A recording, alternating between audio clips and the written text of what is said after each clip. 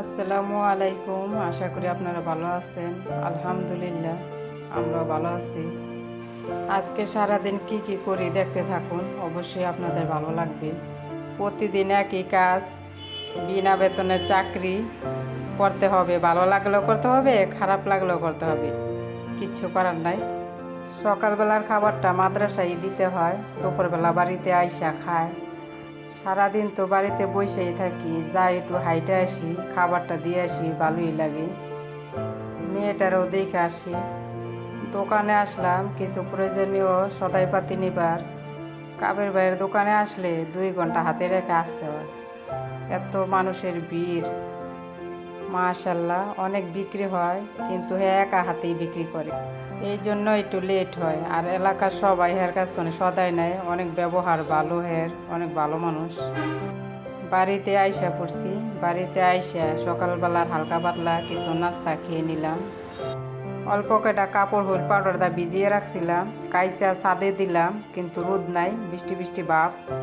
ঘর ঝাড়ু দিলাম, ঘর পোছলাম, টয়লেট দিলাম। গোসল নামাজ শেষ করে আসলাম রান্না করতে।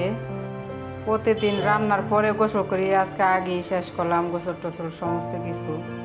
আজকে হালকা পাতলাই রান্না করব, বেশি কিছু রান্না করব না। আজকে মাছ গোস্ত কিছুই রান্না করব না। এই যে ভর্তা করব, ডিম আলু তারপরে ডাল দিয়ে ভর্তা করলাম। এই ভর্তাটা আমার কাছে অনেকই ভালো লাগে, ডিম আলু ডাল দিয়ে একসাথে ভর্তা করলে। তারপরে যে ডিম ভেজে নিলাম। আমার রান্না বান্না শেষ।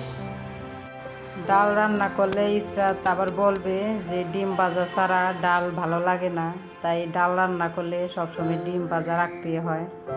তারপরে যে ভর্তা করছিলাম, তারপরে যে লেবু কাঁচামরিচ, এই যে অল্প কয়টা ভাত রান্না করছিলাম। আমার মেয়ে মাদ্রাসা থেকে চলে আসছে, এই যে আমার মেয়েরে ভাত দিলাম, আমিও খাবার খেতে বসে গেলাম।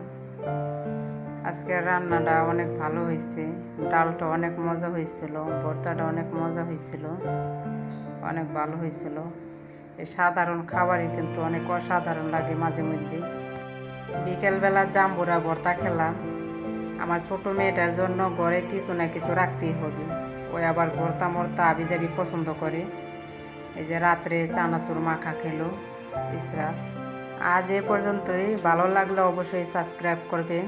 আসসালামু আলাইকুম।